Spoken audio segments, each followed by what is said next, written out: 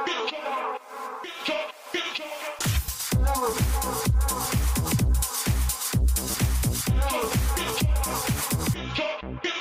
music.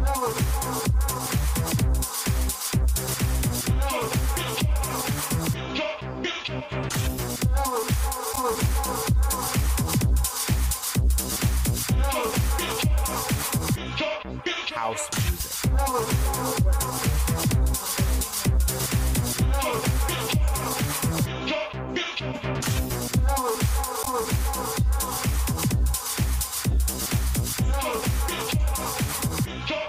House music.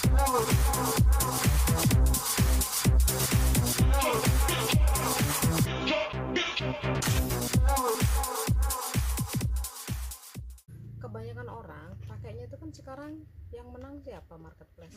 Shopee Lazada. Shopee. Tokped akhirnya aku close. Oh, nggak begitu bersaing. Sebenarnya bisa diturunin. Cuman kan aku ngemandang reseller ya. Aku mikirnya gitu, masih ada rasa gimana ya antara mecah harga. Ya sekarang mau bagaimana? Kan itu, kalau aku biasanya bikin double akun. Jadi, Shopee aku ada 10 akun. Lazada aku ada 7. Beli satu. Wah. Berarti Mbak Devi namanya beda-beda ya? Beda-beda. Bukan Karisma aja. Nah, aku juga lupa akunnya. Banyak ya. Kalau catatan mah ada, tapi kalau secara pokoknya apa aja? Ya buka kamus dulu gitu. Tapi kan yang penting rekening masuk. Iya, bener.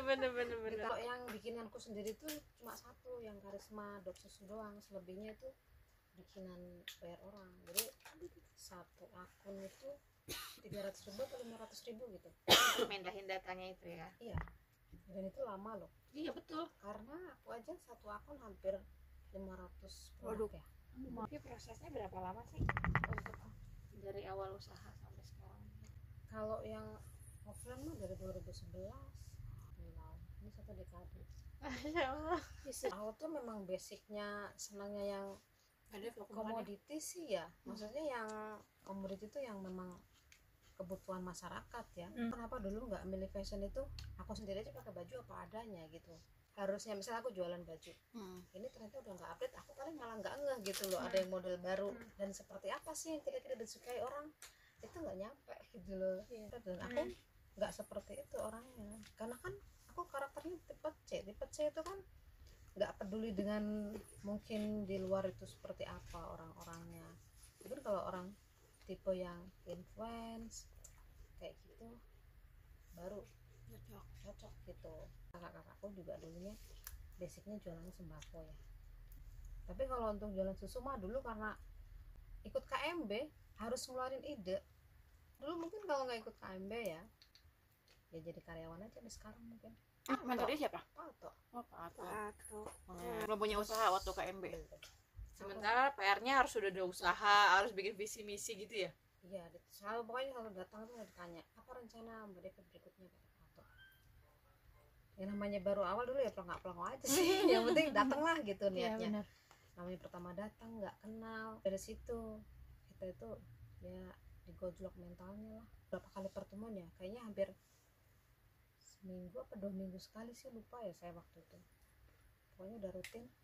Nah, ke berapa kali pertemuan pokoknya besok udah harus munculin nih ide apa, mau jualannya, mau usaha apa. Nanya, memangnya kalau usaha itu diambilnya dari mana sih Pak?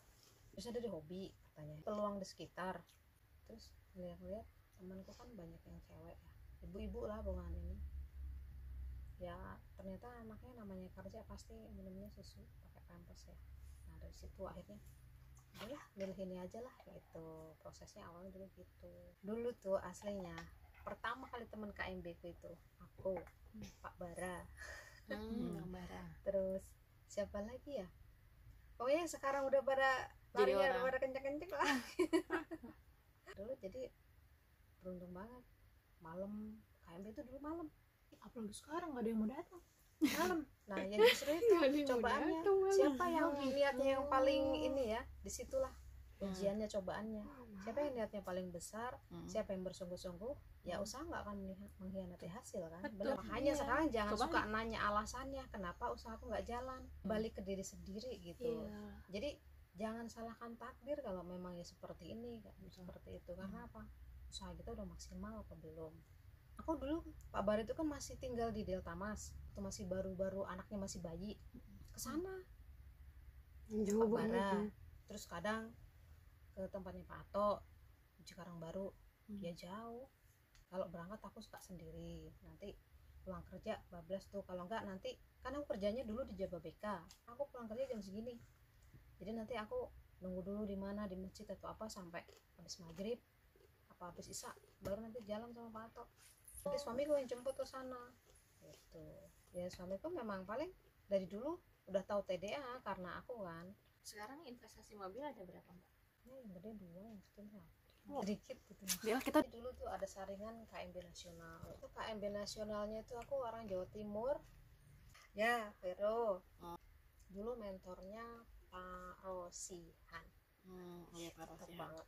Aku terakhir itu KMB ke temen yang di Jawa Timur, dia fashion. Nah terus habis itu mampir juga ke temennya Pak Rosihan. Mbak Dev ingat nggak yang paling nampol banget di KMB itu apa? Maksudnya yang sampai sekarang ilmunya kepake banget gitu. Itu tadi, orang kalau nggak ada niat, terus nggak memang sengaja dipaksa, itu nggak ada kekuatannya. Itu yang sampai sekarang aku pegang ya. Memang kalau kita itu selalu mencari alasan, saya itu akan merapuhkan kita. Jadi kalaupun misalnya ada hambatan-hambatan, ya sekarang tergantung kamu. Jadi mau nengok ke kanan kiri atau tetap melangkah. Karena itu ternyata semuanya setelah aku lihat ya, mau di sekolah, mau di tempat kerja, di pabrik, di PT, sekalipun kita punya usaha, itu semuanya hampir sama. Semuanya itu pasti akan ada godaan-godaan kanan kiri. Tinggal kitanya sekuat apa sih niat kita. Kalau kata Pak Rosihan itu, AMB itu ibarat sebuah pohon, karena nanti akan banyak meranggasnya, paling nanti akan bertahan berapa orang.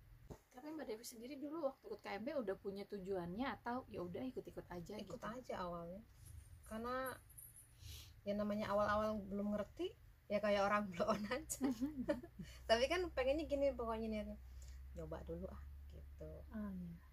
Nyoba dulu, itu yang ada di otak saya seperti itu, mau lihat dulu seperti apa. Nah terus begitu kesini sering dapat motivasi, sering dapat ya ilmu macam-macam ya, tentang plan ke depan kita mau apa. Nah baru tuh mulai, oh iya, jadi aku selama ini kalau kita aja sampai pas-pasan, terus kita waktunya habis buat kerja di perusahaan, kapan kita itu bisa apa namanya, menginfakkan waktu atau mungkin harta kita. Harta pas-pasan, waktu habis ya kan, minimal kita ada sesuatu yang bisa kita infakkan. Mana yang mau kamu pilih? Akhirnya mulai tuh pikiran terbuka, karena kalau di KMB di TDA itu sebetulnya membuat pikiran kita sudah terbuka. Apalagi kalau dulu kayak aku baru lulusan SMA terus bisa masuk ke lab kayak gitu kan, sampai orang aja, Mbak, kok kamu keluar sih, masuk ke situ tuh kan susah banget. Ada nerima karyawan orang baru kalau yang di dalam ada yang resign, katanya gitu. Kayaknya mau keluar aja gitu. Faktor sih, karena aku juga udah lahiran anak kedua kayak gitu.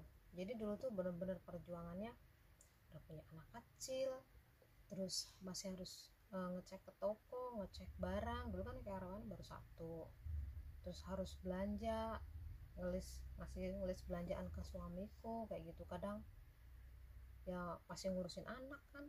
Mana kalau di tempatku itu kerja dulu paling cepet itu pulang jam 7 malam. Itu jam 7 malam saya nggak langsung ke rumah sih, biasanya ke toko dulu ngecek barang yang habis apa, terus saya tanya ada yang nyari barang apa nih gitu.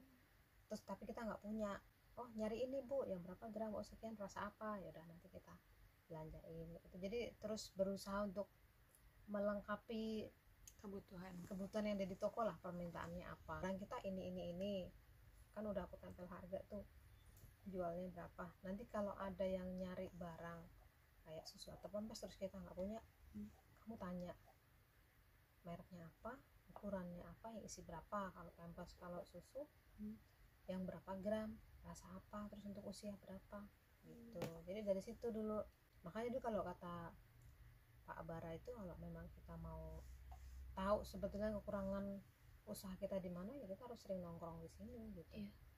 Jadi biar tahu Kan kadang gini, kalau kita jarang ke toko, orang komplain apa kita nggak tahu kan, pelanggan komplain karena nggak semuanya karyawan cerita. Jadi kalau kita sering nongkrong kan sering dengar orang komplain apa, orang nyari apa, nggak ada.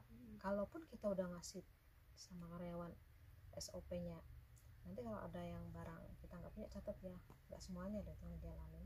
Kalau dari 10 orang paling yang ngejalanin cuma berapa, 2 orang. Mbak Dev, nggak semua orang bisa meninggalkan kerjaan demi usaha gitu. Banyak orang nggak punya nyali untuk milih jalan lain, apalagi kalau kerjaan kan tiap bulan udah pasti terima duit gitu kan. Kita males nggak males duit udah pasti masuk.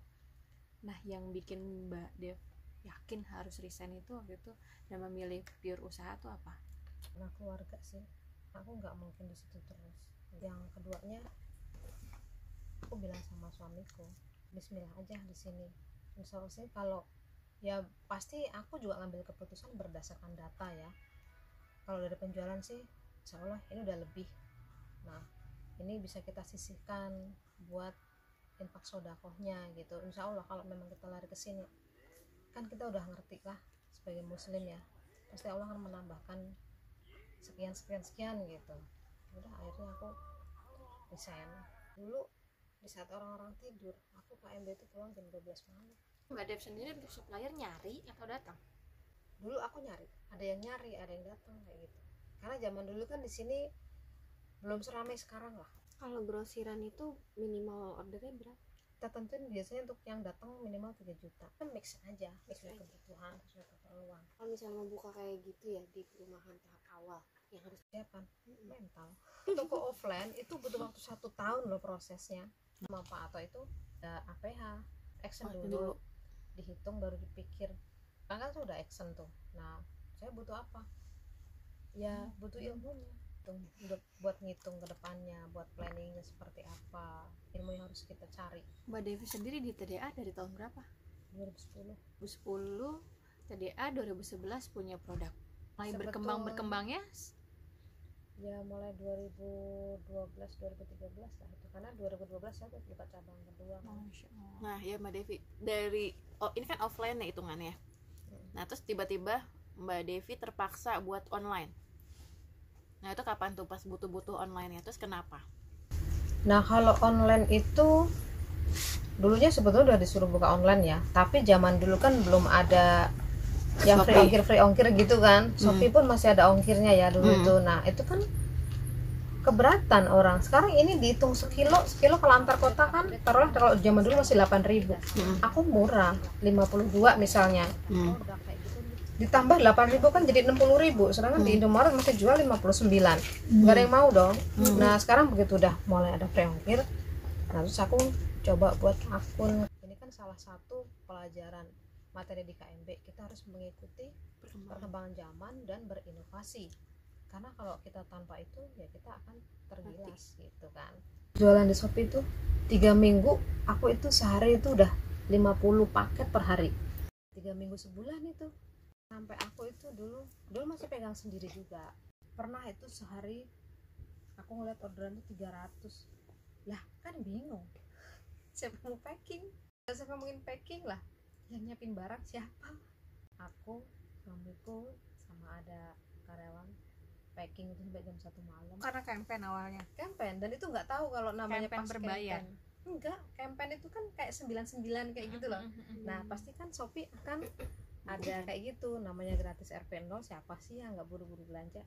Mbak Dev, kalau dalam bisnis itu kan pasti ada jatuh bangun ya. Mbak pernah nggak di titik bawah yang bingung harus apa gitu, terus ngelakuinnya gimana, ngebangkitinnya gimana? Yang terjun payung itu semenjak COVID sih. Kalau untuk di retail ya, di toko.